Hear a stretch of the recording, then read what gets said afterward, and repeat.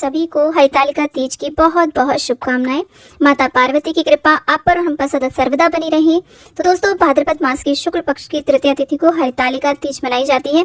इस दिन सुहागन स्त्रियां अपने सुहाग की लंबी आयु के लिए, अच्छे स्वास्थ्य के लिए, उसकी उन्नति के लिए, घर में सुख समृद्धि के लिए हरितालिका तीज का व्रत पूजन करती हैं।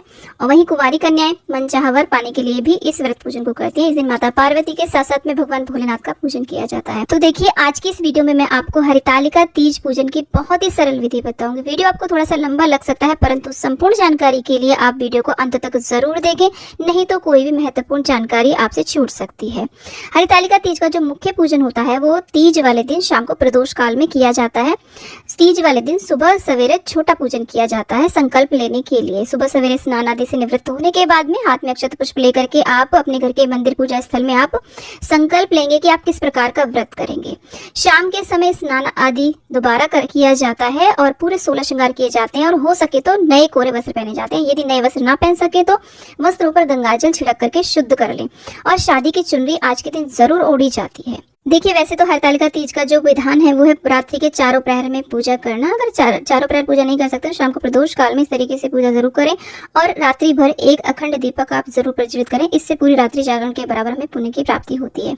तो देखिए, शाम के समय प्रदोष काल में आप इस तरीके से एक चौकी बिछाएं और इस तरीके से बिछाएं कि हमारा मुख जो है वो पूर्व उत्तर पूर्व दिशा की ओर रहे। लाल या पीला कोई भी शुद्ध वस्त्र आप इसके ऊपर बिछा लें और उसके बाद थोड़े से अक्षत या पुष्प के ऊपर आप शिव परिवार को विराजमान करें। आज के दिन पार्थिव मूर्तियों का ही पूजन विशेष रूप से किया जाता है मूल रूप से। और देखिए, शाम के समय आप स्नान करके शुद्ध वस्त्र धारण करने के बाद में पूरे 16 श्रृंगार करें।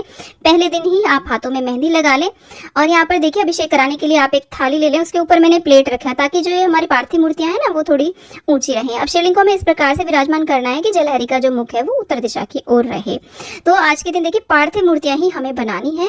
आप चाहे तो देखिए काली मिट्टी बालू से बना सकते हैं, नहीं है तो किसी भी गमले की मिट्टी ले सकते हैं। बस तुलसी के गमले से मिट्टी हमें नहीं लेनी है। पार्क या फिर किसी भी क्यारी से आप ये मिट्टी ले सकते हैं। आप पिंडाकार में भी मूर्तियां बना सकते हैं। माता पार्वती, गणेश जी और भोलेनाथ का शिवलिंग बना सकते हैं या फिर आप चाहे तो विशेष आकृति की भी मूर्तियां बना सकते हैं। परंतु इस पूजन में हमें पार्थिव मूर्तियों का ही पूजन करना होता है, उनका अभिषेक करना होता है। और यहाँ पर देखिए, कलश की स्थापना अनिवार्य रूप से की जाती है इस पूजन में। तो अष्टदल कमल बना लें इस तरीके से अक्षत से। और अष्टदल कमल नहीं बनाना चाहते तो चावल की या फिर सप्तधान में जो भी धान्य आते हैं ना उनमें से उसके आप ढेरी लगा लें। उसके ऊपर ही आप कलश की स्थापना करें। एक कलश लें, चाहे तो तांबे का या पीतल का ले, उसके कंठ में मौली बांधने के अलावा और उसके ऊपर स्वास्तिक बना करके हम कलश की स्थापना करेंगे। क्योंकि ये माता पार्वती का पूजन होता है तो हम अष्टदल कमल के ऊपर इस तरीके से हल्दी कुमकुम यहाँ पर डाल लेते हैं। आप चाहे तो रंगे हुए चावलों से भी अष्टदल कमल बना सकते हैं। कलश को स्थापित कर देंगे और वरुण कलश देव का ध्यान करेंगे। और यहाँ पर सबसे पहले हम थोड़ा सा गंगाजल, 2-4 बूंद इसमें गंगाजल और कलश को हम कंठ तक जल से भर देंगे। और कलश के अंदर जो भी चीजें डलती हैं, लौंग, इलायची, सिक्का, सुपारी, हल्दी की गांठ, अक्षत, पुष्प आदि सारी वस्तुएं हम डाल देंगे। माना जाता है कि माता पार्वती ने सबसे पहले इस व्रत पूजन को किया था भगवान भोलेनाथ को पति रूप में प्राप्त करने के लिए।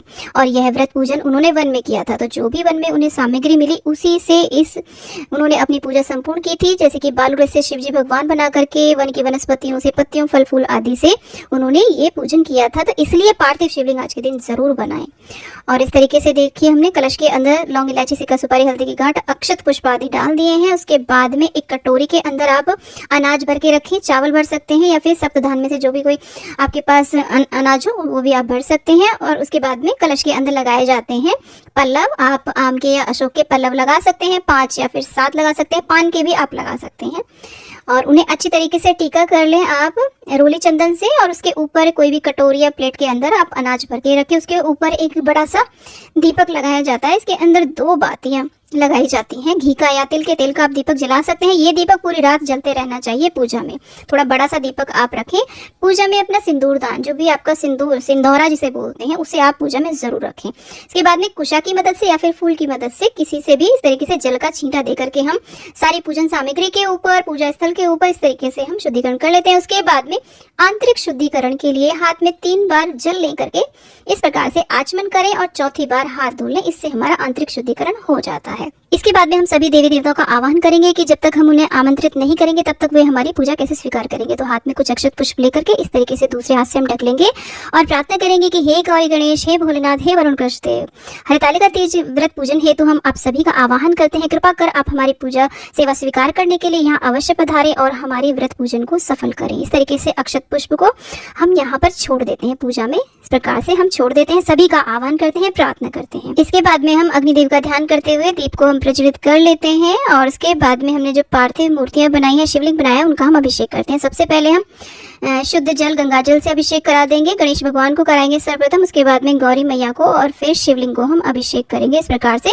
नमः शिवाय का आप जाप करते रहें। श्री शिवाय नमस्तुभ्यं का, ओम गौरी देव्यै नमः, ओम गंगणपते नमो नमः, इस प्रकार के मंत्रों का जाप करते हुए आप अभिषेक कराएं। उसके बाद में हम पंचामृत से स्नान कराएंगे। मैंने एक साथ पंचामृत बनाया, आप चाहें तो अलग अलग वस्तुओं से, दूध, दही, घी, शक्कर, शहद आदि से आप अलग अलग भी अभिषेक करा सकते हैं। मंत्रों का उच्चारण आप अवश्य रूप से करते रहें। इस प्रकार से अभिषेक कराने के बाद में हम देखिए यहाँ पर हम उसके बाद में शुद्धोदक स्नान करा देंगे शुद्ध जल से। अच्छी प्रकार से ये जो पंचामृत हमने अर्पित किया है उस सबको हम हटा लेंगे और इसके बाद में वस्त्र रूपी कलावा और जनेऊ हम अर्पित करेंगे सभी को।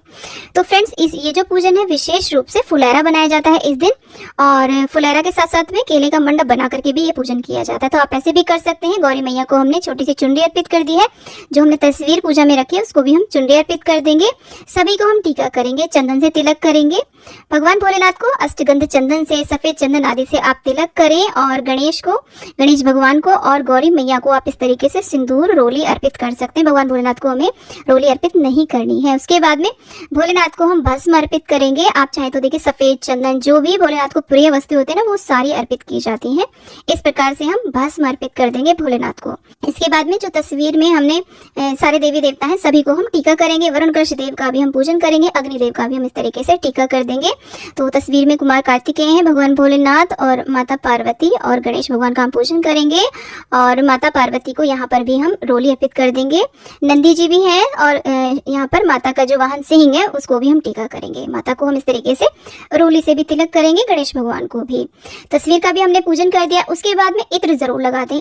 आप जनेऊ वस्त्र रूपी कलावे के ऊपर इत्र लगा सकते हैं, नहीं तो आप किसी भी कॉटन के छोटे छोटे टुकड़ों के ऊपर इत्र लगा करके आप पूजा में अर्पित कर सकते हैं, या फिर इस तरीके से चुनरी के ऊपर और कलावे के ऊपर भी आप इत्र लगा सकते हैं। स्प्रे भी आप कर सकते हैं इत्र का।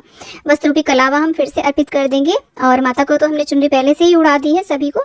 आप चाहें तो यहाँ पे वस्त्र भी, जो 1.25 मीटर वस्त्र होता है ना, वो भी आप भोलेनाथ को अर्पित कर सकते हैं। गणेश भगवान को सबसे ज्यादा प्रिय होता है दूर्वा और गुड़हल का पुष्प, तो ये आप अर्पित करें। अगर गुड़हल का पुष्प नहीं मिलता है तो जो भी कोई लाल फूल मिल जाता है ना, वो आप अर्पित करें। माता पार्वती को भी हम गुड़हल का पुष्प अर्पित करेंगे। यहाँ पर जो भी पूजन सामग्री आपको नहीं मिल पाती है ना, तो बिना उसके भी आप पूजन कर सकते हैं। भोलेनाथ को कनेर के पुष्प अत्यधिक प्रिय होते हैं, पीला कनेर आप जरूर अर्पित करें। इसके अलावा सफेद पुष्प अर्पित करें। आप केतकी का और केवड़े का पुष्प आप भोलेनाथ को बिल्कुल भी अर्पित ना करें। और आंख, अकौआ या जिसे मदार कहते हैं ना, उसका पुष्प जरूर अर्पित करें, क्योंकि एक मदार का पुष्प हजारों पुष्पों के बराबर माना जाता है।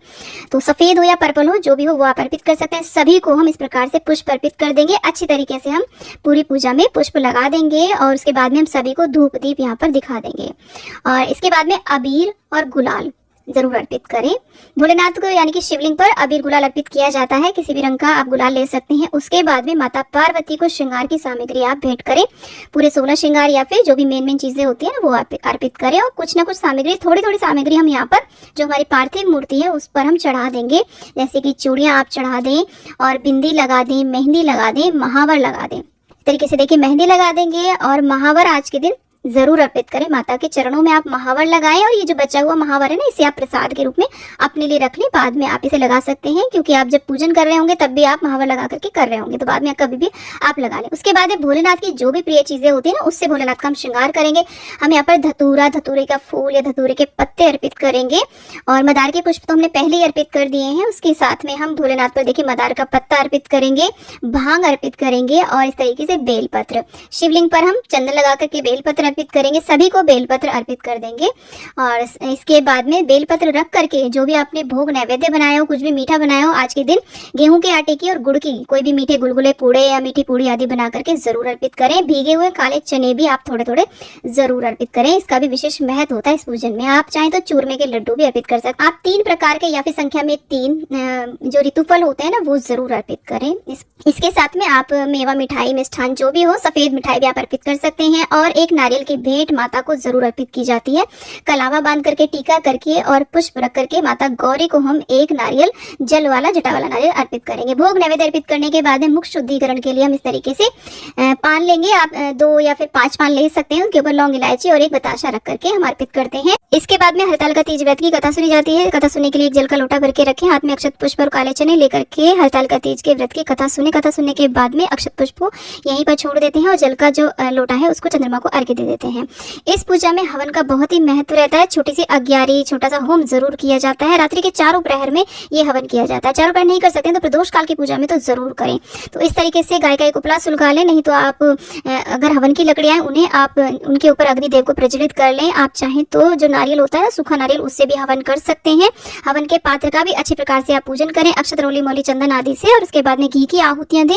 और उसके बाद में जो भी शकल है, यानी कि सामग्री होती है ना पूजा से, हवन सामग्री, उससे आप आहुतियां दें। ओम गौरी देव्यै नमः, ओम गणपते नमो नमः बोलते हुए, ओम नमः शिवाय जाप करते हुए, मंत्रों का उच्चारण करते हुए आप इस तरीके से आहुतियां दें। और जो भी भोग नैवेद्य आपने यहाँ पर अर्पित करा उसको आप जरूर अग्नि में अर्पित करें। और उसके बाद में थोड़ा सा जल अवश्य रूप से रख दें। और उसके बाद में यहाँ पर कुछ ना कुछ बायना जरूर निकाला जाता है, सूट, साड़ी और उसके ऊपर श्रृंगार की सामग्री भेंट करके। बायना जो भी हमारी पूजनीय स्त्रियां होती है ना, ससुराल पक्ष में, उनको दी जाती है, जैसे कि सास, ननद, जेठानी। और उसके बाद हम आरती करेंगे कपूर से। देखिए, कलश के दीपक को तो हमें नहीं हटाना होता है क्योंकि उनकी स्थापना हो चुकी है। उसके बाद में आप चाहे तो सिंपल दीपक बना करके या फिर कपूर से इस तरीके से आप आरती करें। गणेश भगवान की आरती करें, भोलेनाथ की आरती करें, माता पार्वती की आरती करें। कपूर से आरती करने से हमारी पूजा में संपूर्णता आती है। उसके बाद में कुछ ना कुछ दक्षिणा आप यहाँ पर जरूर अर्पित करें, प्रार्थना करें, क्षमा याचना करें। इस प्रकार से हमारा ये पूजन शाम का प्रदोष काल का संपूर्ण हो जाता है। अब देखिए, रात्रि में चारों प्रहर में किस प्रकार से पूजन करना है। तो रात्रि में जो पूजन करना होता है उसमें क्या होता है कि सारी चीजें ऐसे ही व्यवस्थित रहती है। थोड़ी सी फूल पत्तियां हटा करके यहाँ पर फिर से स्नान कराते हैं, टीका आदि करते हैं, धूप दीप दिखाते हैं और भोग नैवेद्य अर्पित करते हैं। और फिर से हवन किया जाता है। रात्रि के चारों प्रहर में 4 बार हवन किया जाता है। और इसमें क्या होता है कि अगले दिन सुबह के समय सुहाग की विधि की जाती है। माता से सुहाग लिया जाता है। इसका वीडियो आपको मैं सेपरेट में दे दूंगी कि किस प्रकार से माता से सुहाग लिया जाता है। उससे संबंधित वीडियो आपको चैनल पे मिल जाएगा, आप वहां से देख लीजिएगा क्योंकि वीडियो ऑलरेडी बहुत ही लंबा हो चुका है। इसमें राहु काल को आप जरूर देख लें, यानी कि जब भी आप अपना पूजन करें ना, उस समय राहु काल नहीं होना चाहिए, नहीं तो हमारा जो पूजन है वो सब निष्फल हो जाता है। तो उम्मीद करती हूँ कि ये वीडियो आपके लिए बहुत ही यूजफुल रहा होगा। वीडियो थोड़ा भी यूजफुल लगा है तो प्लीज वीडियो को लाइक करें, चैनल को सब्सक्राइब करें और वीडियो को ज्यादा ज्यादा शेयर करें। कमेंट बॉक्स में जय माता दी अवश्य लिखें। फ्रेंड्स, हरतालिका तीज पूजन से संबंधित बहुत सारे वीडियोस ऑलरेडी चैनल पे हैं। उन सभी की प्लेलिस्ट का लिंक आपको डिस्क्रिप्शन में या फिर एंड स्क्रीन पे मिल जाएगा। प्लीज उन वीडियोस को भी जरूर देखिएगा, बहुत ही यूजफुल वो सारे वीडियोस हैं। तो फ्रेंड्स, मिलते हैं एक और नए वीडियो के साथ। तब तक के लिए जय माता दी।